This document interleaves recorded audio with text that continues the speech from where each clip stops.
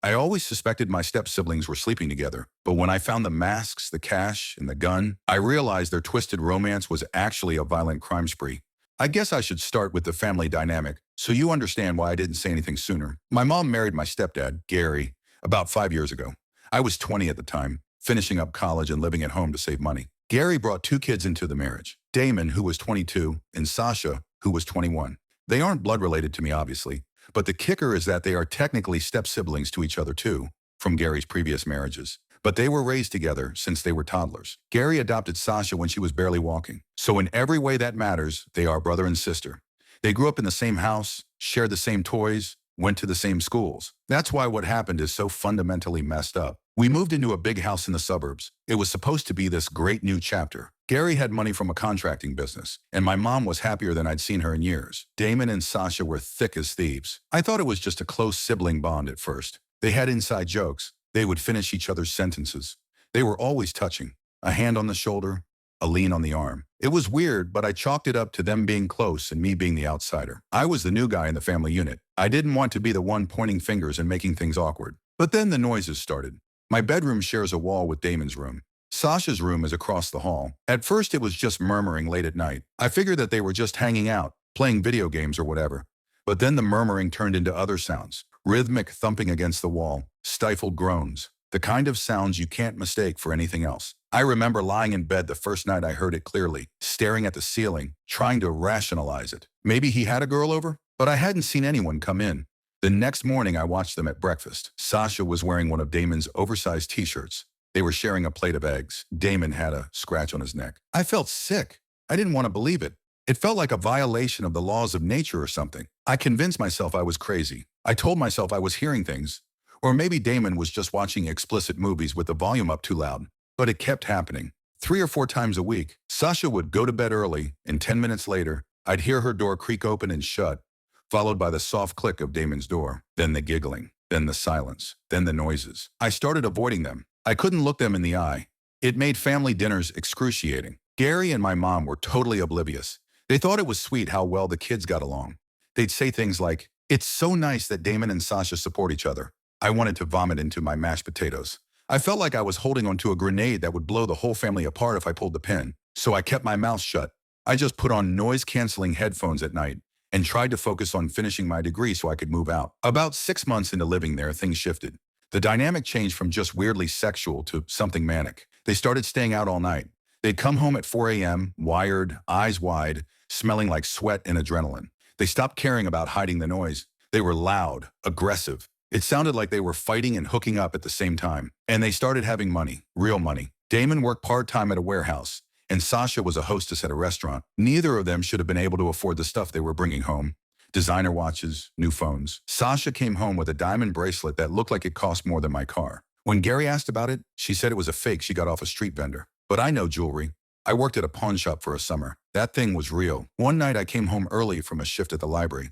The house was supposed to be empty. I walked past Damon's room and the door was slightly ajar. I saw them. They were sitting on the floor, surrounded by stuff. Not just the bracelet. There were stacks of cash, loose bills, mostly hundreds and fifties. There were watches, a couple of high-end cameras, and in the middle of the pile, a handgun. I froze. I should have kept walking, but I gasped or my shoe squeaked or something.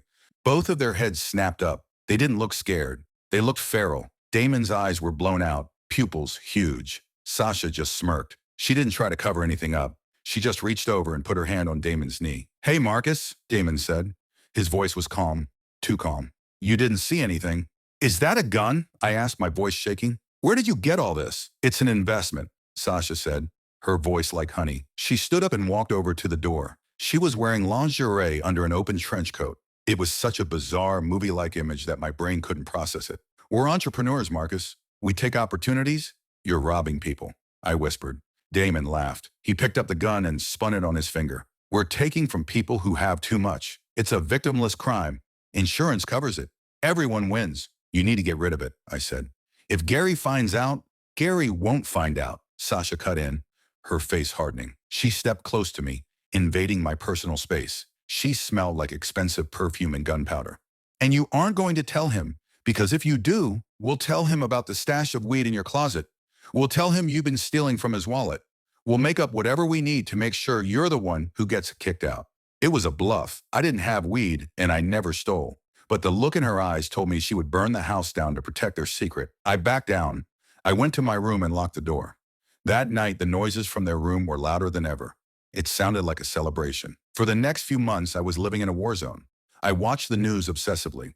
There were reports of break-ins in the wealthy neighborhoods on the north side, high-value items taken, no signs of forced entry in some cases. The police were baffled. They called them the ghost burglars or some stupid media name. I knew it was them. They were getting bolder. They bought a new car, a flashy sports coupe, and told Gary they won a lottery scratch-off. Gary believed them because he wanted to believe them. He was so proud of his lucky kids. I tried to distance myself. I spent more time at the library, at friends' houses, anywhere but there. But I couldn't escape the feeling of impending doom. I knew it was going to crash. You can't live like that forever. The adrenaline high they were chasing required bigger and bigger risks. I started noticing patterns. They would disappear on Tuesday and Thursday nights. Those were the nights the break-ins happened. They would come back, hyped up, and the bedroom activity would go on until sunrise. It was like the crime was foreplay for them. They were getting off on the danger. It was a feedback loop. The sex fueled the crime, and the crime fueled the sex. They were addicted to each other and the rush. One night I woke up to screaming, not the fun kind. Angry, violent screaming. I crept into the hallway. "You hesitated," Sasha was yelling. "You almost got us caught." "I didn't hesitate. The guy woke up," Damon shouted back. "I had to handle it." "You hit him too hard. There was blood everywhere, Damon. If he dies, that's a whole different level." My blood ran cold. They had hurt someone. This wasn't just burglary anymore. This was assault, maybe attempted murder. I went back to my room and grabbed my phone. I had to call the police. I couldn't protect them anymore. But as I stared at the keypad, I heard Gary's door open. "What is going on out here?" Gary's voice was groggy. Sasha's voice switched instantly. It went from demonic rage to tearful distress in a split second. "Dad, Damon's freaking out. He had a nightmare. I was just trying to calm him down." I peeked out. Sasha was hugging Damon, looking at Gary with wide, innocent eyes. Damon looked pale, sweating profusely. He nodded, playing along. Gary bought it. He hugged them both and told them to try to get some sleep. I put my phone down. I was a coward. I admit it. I was terrified of what would happen to my mom if the truth came out. 2 days later, it was all over the news. A homeowner in the hills had been pistol whipped during a robbery. He was in critical condition. The police had security footage. It was grainy, but you could see 2 figures, one male, one female, both wearing masks. But the male walked with a specific limp. Damon had twisted his ankle playing basketball a week prior. I knew. Gary knew. He was staring at the TV, his face gray. "That looks like Damon," he whispered. "Don't be crazy," my mom said, but her voice wavered. That was the beginning of the end. The police were closing in. They had tire tracks that matched the new car. They had the description. Damon and Sasha knew it too. They stopped leaving the house. The atmosphere was suffocating. They paced the living room like caged animals. They were whispering constantly, making plans. I heard words like Mexico and clean start. Then came the night of the final act. I heard them packing bags. They were moving fast. I heard the distinct slide of a gun being racked. I stayed in my room, heart hammering against my ribs. I heard them run down the stairs. The front door slammed. Tires squealed. 10 minutes later, the sirens started. It was like the whole city was waking up. I turned on the police scanner app on my phone. They had been spotted. A high-speed pursuit was heading toward the highway. I went downstairs. Gary and Mom were up. Gary was on the phone trying to call Damon. It went straight to voicemail. We turned on the news. The helicopter footage was live. It was surreal. There was their car weaving through traffic at 100 miles an hour. Police cruisers were swarming behind them. They were heading toward the bridge. "Oh, God," my mom sobbed. "Oh, God, please stop." The car clipped a barrier and spun out. It crashed into the guardrail, smoke billowing from the engine. The doors flew open. Damon stumbled out of the driver's side. He had the gun in his hand. "Drop it!" The police were screaming over the megaphone. Damon didn't drop it. He raised the gun. He pointed it at the cops. I don't know if he actually fired. It happened too fast. A volley of shots rang out. Damon jerked back like he'd been kicked in the chest. He fell onto the asphalt and didn't move. "No!" Gary screamed, a sound I never want to hear again. He collapsed to his knees. Sasha crawled out of the passenger side. She didn't run to Damon. She didn't try to help him. She threw her hands up in the air instantly. She got down on her knees, putting her head on the ground, surrendering immediately. They cuffed her and dragged her away from Damon's body. The police tore our house apart. They found everything.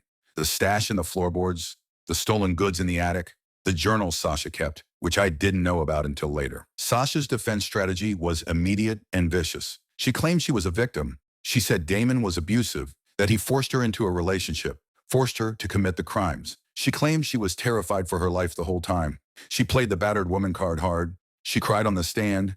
She told stories about how Damon threatened to kill her if she didn't drive the car, if she didn't help him sell the goods. It almost worked. She is charismatic. She's beautiful in a fragile way. The jury looked sympathetic. But then the prosecution brought out the texts. They recovered Damon's phone. It wasn't him threatening her. It was her pushing him. "We need more money. Don't be a pussy. Let's hit the house on Elm. I love it when you hold the gun." The text painted a very different picture.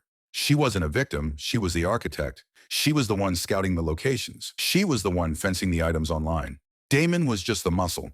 He was the one taking the physical risks while she sat in the car or stood lookout, getting off on the thrill. The prosecution argued that she manipulated him, used their incestuous bond to control him, and eventually led him to his death while she planned to survive. She was convicted. Armed robbery, assault, conspiracy. She got 20 years. You'd think that would be the end of it. Damon is dead. Sasha is locked up. Justice served. But Sasha is adaptable. That's the scary part. I still talk to Gary. He's a broken man, but he visits her. He can't let go. He tells me things. He tells me she's doing well inside. Too well. Apparently, Sasha has become something of a celebrity in the prison. She has a fan club. People write her letters. She has these conjugal visits, not with a husband. She isn't married, but she's worked the system. She has convinced multiple people on the outside that they are her soulmate. Men, women, it doesn't matter. She strings them along. She gets them to put money on her books. She gets them to advocate for her appeal. Gary told me last week with tears in his eyes that she's engaged to a paralegal who visited her to discuss her case. She's also apparently spiritually married to a guard who got fired for smuggling her contraband. She is running a ring from inside the cell. And the worst part? She blames me. Gary let it slip that Sasha thinks I'm the reason they got caught. She thinks I tipped off the cops that night. I didn't. The neighbors called it in because they were shouting in the driveway before they left. But she has it in her head that I betrayed them. I get letters sometimes. No return address, just prison stationery. They aren't threats exactly. They are updates. "I'm making new friends," one said. "Love is powerful, Marcus. It can open doors. I hear noises at night again, but it's not them in the next room. It's the phantom sound of sirens and the memory of Damon hitting the pavement. I live alone now. I moved 3 cities away, but I check the locks every night because I know Sasha. She's not going to serve 20 years. She'll find someone to manipulate. She'll find a way out. She's a survivor, a cockroach in a human suit. Damon was the dangerous one with the gun, but Sasha? She was the bullet. And she's still out there, waiting to be fired again. I found out recently she's petitioning for a retrial based on new evidence. The paralegal she seduced is working pro bono. She's claiming Damon coerced her into the text too, that he had her phone password and sent them to himself to frame her in case they got caught. It's a ludicrous lie, but she's so convincing. I watched her convince my parents for years that she was a sweet, innocent angel while she was sleeping with her brother and robbing mansions. If she gets out, I don't know what I'll do. I honestly think she'll come for me. Not to kill me, maybe, but to ruin me, to drag me into whatever sick game she's playing next. The most messed up part is that sometimes I miss my stepbrother. Damon was an idiot. He was weak, but before she got her claws into him, he was a decent guy. He liked video games and cars. He helped me fix my radiator once. He wasn't a monster until she made him one. I mourn him in a way. I mourn the person he could have been if they had never crossed that line. But Sasha? I hope she rots. If you have a feeling something is wrong in your house, don't ignore it. Comments are open for anyone who has dealt with family criminals. Thanks for watching. If you got this far, leave a comment, like if you liked it, and follow for more.